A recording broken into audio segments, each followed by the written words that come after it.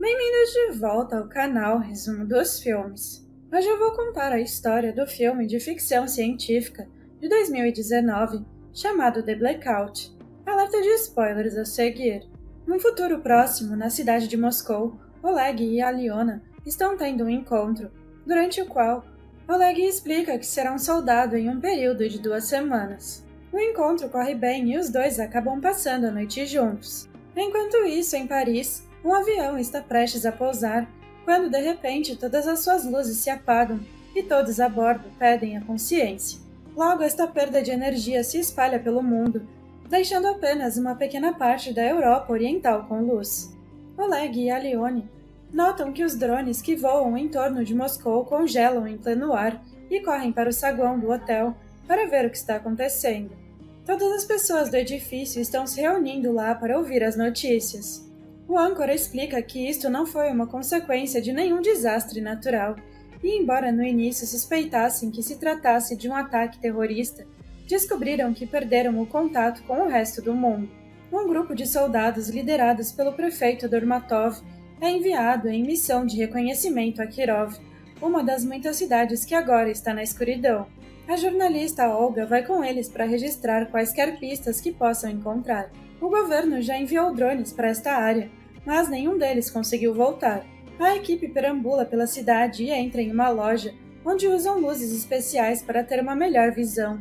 E é assim que descobrem que cada cidadão ali dentro está morto, até mesmo o peixe.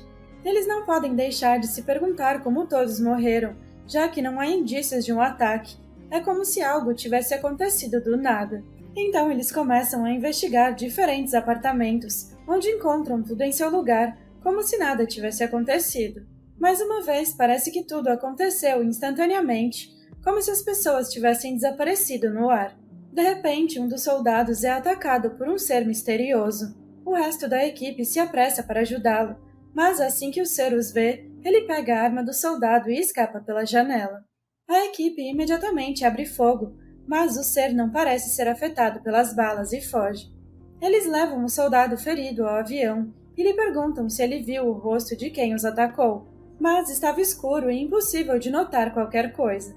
Um mês depois, mais de 100 milhões de russos são considerados mortos, e o governo tenta pedir à população restante que se mantenha calma. Entretanto, grupos religiosos estão se reunindo porque pensam que o fim do mundo está chegando.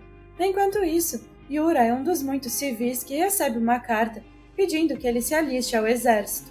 Yura vive com a sua mãe, que sofre de Alzheimer, e lhe custa deixá-la para trás. Mas ele se alista no exército de qualquer maneira. Quando ele parte para a base, ele percebe o estado atual do mundo, já que apenas um mês foi suficiente para que as ruas parecessem pós-apocalípticas.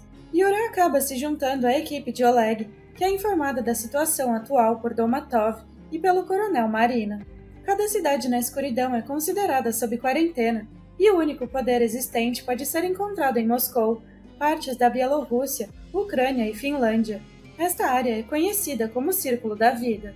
Algumas equipes voltaram e descobriram que as pessoas morreram devido a neurotoxinas endógenas, que são produtos químicos produzidos pelo corpo humano. As novas equipes têm 2 tarefas: encontrar pistas para que os cientistas entendam a causa por trás dessas neurotoxinas e ir mais fundo na zona de quarentena para reunir recursos, pois Moscou está ficando sem nada. Eles precisam ter cuidado porque já enviaram muitas equipes e a maioria delas não voltou, mesmo que tivessem tanques para protegê-las. Enquanto todos se preparam, mais voluntários chegam e Oleg se surpreende ao ver a Aliona entre eles. De repente, um alarme dispara, alertando sobre um ataque que chega. Aparentemente, é um grupo de grandes inimigos se aproximando. Assim, os soldados se reúnem na fronteira entre a base e a zona de quarentena. Naquele momento, a força na base se apaga. Então, Dolmatov começa a disparar fogos para uma visão mais clara. E quando os seres estranhos estão suficientemente próximos, os soldados abrem fogo. Alguns desses seres conseguem chegar à base de qualquer maneira e começam a atacar todos que estão à vista, fazendo com que Oleg perca a consciência. Na manhã seguinte, Oleg acorda sob o peso de um inimigo morto. Yura percebe que ainda está vivo e lhe pede ajuda para mover o corpo. Agora, Oleg pode ver que o estranho ser era na verdade um urso enorme. Na verdade, há dezenas de corpos de urso do outro lado da fronteira, e ninguém entende por que eles se comportam assim. Olga também está lá gravando tudo pelas notícias. Oleg é levado para a enfermaria e se surpreende ao saber que a Liona é médica. Ela cuida das suas feridas e, quando ele sente dor, ela o conforta com um beijo. Enquanto isso, Marina e Dolmatov discutem os assuntos dos sensores, um grupo de pessoas que supostamente ganhou poderes após o apagão. Marina explica que eles são como super-heróis. Os sensores podem realmente receber dados em suas mentes, como os rádios recebem sinais. No entanto, eles não foram capazes de decifrar os dados ou descobrir como isso aconteceu. O sensor mais forte é Sasha, que está sendo mantida em um hospital militar. Desde o apagão, ele continua tendo pesadelos sobre um cara misterioso careca. Hoje ele está sendo visitado por Zenia, que diz ter sido enviado por alguém chamado Id. Ele explica que a primeira onda destruiu toda a eletricidade e a segunda lançou a autodestruição de todos os organismos biológicos, e a terceira onda fará com que qualquer pessoa ainda viva na zona de quarentena os ataque. Há milhões deles e o seu livre-arbítrio se foi, mas eles têm tempo de detê-lo. Sasha não quer ter nada a ver com isso e pede segurança, mas os soldados não podem ver Zenia e dizem ao médico que Sasha está alucinando. O resto dos soldados se preparam para a missão. Yura acaba viajando com Olga, que lhe faz algumas perguntas para a câmera. Yura admite que não se importa com a situação atual porque lhe dá sentido à vida, e é melhor do que ser motorista de táxi. Quando chegam à zona de quarentena, descobrem os tanques destruídos no chão e um abismo cortando os edifícios, implicando que a terceira onda já começou.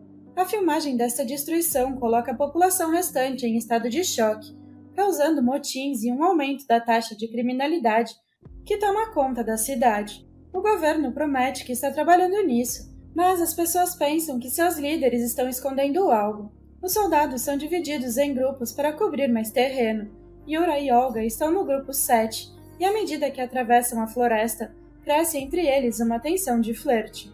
Quando um Oleg recuperado chega, ele se junta à equipe 4, que investiga uma pequena cidade.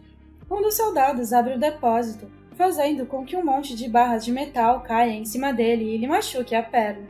A equipe decide descansar dentro de uma casa até a chegada de um médico. Na manhã seguinte, a Leone chega e anuncia que o soldado terá que voltar a Moscou com ela, se não quiser perder a sua perna. O grupo 7 também passa a noite dentro de um apartamento, e enquanto eles tomam café da manhã, Yura percebe algo estranho em uma loja. Ele verifica a gravação de Olga e confirma que as portas não foram abertas quando eles chegaram. Yura e alguns soldados entram na loja e encontram provas de que alguém estava lá. Então eles decidem montar algumas armadilhas. Eles retornam ao apartamento e esperam que as armadilhas sejam ativadas, mas isto não acontece até que a noite caia. Todos se preparam para sair, mas Yura pede a Olga para ficar lá dentro e a ensina a usar os foguetes para pedir ajuda se eles não voltarem. Olga acaba desobedecendo Yura e segue a equipe de qualquer maneira para registrar tudo. Dentro da loja, eles encontram um adolescente que foi ferido pelas armadilhas. Eles o levam para o apartamento e tentam ajudá-lo, mas o garoto reage roubando uma faca e matando um soldado. Os outros reagem imediatamente, abatendo-o. Enquanto isso, Sasha vai tomar ar fresco no telhado do hospital e de repente se assusta com Id, o cara de quem Zenia falou. Zenia só tinha sido uma ligação mental, mas Id está aqui e quer que Sasha ajude. E para convencê-la de que sabe o que está acontecendo, ele mostra o seu rosto e revela que não é humano. Naquele momento, Marina aparece com um bando de soldados, apontando suas armas para o Id. Mas de repente todos eles apontam suas armas para Marina. Id explica que ele usou seus poderes mentais para que os soldados o vissem como Id e ele como Marina, então ele não deveria tentar nada. Ele também jura que está do lado de Marina e a adverte que milhões de pessoas como ele estão chegando para acabar com a humanidade. Quando Marina pergunta o que ele é, Id diz que os humanos o considerariam um deus. Marina leva Id ao seu escritório para interrogá-lo. Id explica que ele deveria iniciar um processo de irradiação quando a Lua estava acima dos oceanos, mas ele cometeu um erro. A Lua estava cobrindo esta seção da Europa, então a protegeu da radiação. Foi assim que o Círculo da Vida aconteceu. A raça de Id precisa da Terra porque o seu próprio planeta está prestes a morrer e eles querem um lugar novo com o Sol para viver. Então ele revela que houve uma onda zero há milhares de anos. Esta onda era a raça humana, que na verdade é uma arma biológica enviada pelos alienígenas para destruir a população nativa do planeta. Foram os povos nativos anteriores que construíram as pirâmides e as cidades subaquáticas, porque eles tinham sido muito mais desenvolvidos. Os humanos são a arma biológica perfeita, porque são destruidores e colonizadores, e compartilham muito DNA com o povo de Id, exceto que foram excluídos de qualquer habilidade psíquica. A radiação não planejada está fazendo com que algumas pessoas como Sasha o recuperem. Um exército do planeta de Idi está chegando amanhã, mas o irmão de Idi, Ra, já chegou. Id não concorda com seus métodos e quer encontrá-lo, mas o único que conhece a localização é Sasha, graças aos seus sonhos. Enquanto isso, todas as equipes são repentinamente atacadas por humanos controlados pela mente. Os soldados imediatamente abrem fogo e tentam ao máximo estabelecer uma linha de defesa, mas o inimigo vem em grande número e não tem problemas para revidar, matando a maioria das equipes e fazendo com que fiquem sem munição. Quando o apartamento que eles estão escondidos explode, Yura pede a Olga para atirar o foguete, mas a maioria das equipes está fazendo a mesma coisa e não há recursos suficientes para ajudar a todos. Por enquanto, os poucos membros restantes do Grupo 7 vão esperar no telhado de um prédio para ficar fora do alcance dos atacantes. A conversa de Marina com Id é interrompida por uma mensagem informando-a do ataque, e Id aponta que eles estão perdendo tempo. Os dois juntos com Zenia e Sasha voam até a base, e durante a viagem, Id explica que ele é imortal, enquanto ninguém decidir matá-lo. Quando eles chegam à base, Id coloca Sasha em transe e ele consegue desenhar a localização de Ra, que é um arranha-céu em Kirov. Id quer mobilizar as tropas restantes imediatamente, mas quando Dolmatov vê a aparência de Id, ele não sabe se confia nele. Nesse momento, um soldado anuncia que Moscou também está sendo atacada, e Marina convence Dolmatov ao apontar que Id é a sua única esperança. De volta ao Grupo 7, eles decidem descer o prédio para procurar as equipes que não enviaram nenhum foguete de sinalização. Olga está aterrorizada, então Yura a beija para acalmá-la. Enquanto andam pelas ruas, eles encontram alguns civis e os matam antes mesmo de falar com eles. Olga está chateada com isso porque eles pareciam bons, mas Yura a lembra que o adolescente também parecia bom no início.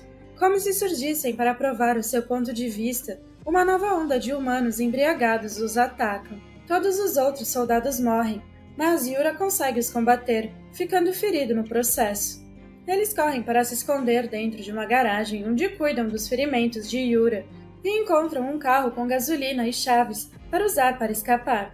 Na base, Sasha confessa que tem medo de ir porque tem certeza de que Ra o viu durante a visão, e Id permite que ele fique para trás em nome da sua segurança. Quando a equipe de Dolmatov sai nos tanques, Marina percebe que Sasha está desaparecido e faz com que todos parem. Naquele momento, uma série de foguetes ataca a base e a faz explodir. Marina aponta sua arma para Id, zangada porque ele obviamente sabia disso, e ele admite que é verdade. No entanto, se Sasha estivesse com eles, a equipe teria morrido e eles não teriam ganho a guerra. Na manhã seguinte, Yura e Olga encontram Oleg e Alione. A equipe deles também tem poucos membros e fica sem munição. Felizmente, momentos depois, a equipe de Dolmatov os encontra e pede que eles se juntem à missão de matar Ra. Olga e Alione terão que vir porque não há base para onde enviá-los. Horas mais tarde, a equipe chega a Kirov. Dolmatov se surpreende que eles não estejam sendo atacados, e Id explica que Ra pensa que morreu na base. As ruas estão bloqueadas pelos humanos, e há alguns deles pulando lá de cima com bombas. O exército apenas avança com os tanques, atirando ou esmagando qualquer inimigo que tente detê-los. Quando chegam ao arranha-céu, Id leva Yura e alguns soldados com ele para o telhado, enquanto todos os outros ficam na entrada para a defesa. A luta é interminável, e eles não sabem quanto tempo serão capazes de acompanhar, então Oleg leva os civis também para o andar de cima. Depois de matar qualquer inimigo lá dentro, Id e seus soldados se encontram com Ra no telhado. Yura tenta atacá-lo, mas Ra simplesmente o empurra para longe e o deixa pendurado. Id ataca Ra em seguida e a sua luta é bastante equilibrada, mas quando Yura volta a subir e uma enorme explosão pode ser ouvida nas ruas, Ra se distrai e Id aproveita a chance de atacá-lo diretamente, removendo um dispositivo de dentro do seu corpo. Yura imediatamente corta e coloca uma granada no buraco, finalmente matando Ra. Agora Id pode usar os seus poderes para liberar todos os humanos controlados. Ele anuncia que o próximo passo é matar os alienígenas que chegam na nave espacial, já que os humanos foram feitos para matar, afinal de contas. Xenia não entende porque Id não os avisou de tudo isso antes do apagão, e Aliona e Marina protestam contra a maneira como Id está usando os humanos. Quando Id diz que é o deus que os humanos merecem, Xenia o ataca com uma faca, mas Id usa seus poderes para obrigá-lo a matar Marina. Furioso, Oleg tenta atacar Id também, mas Yura vem em sua defesa, apontando que Id é a única esperança que eles têm contra a invasão.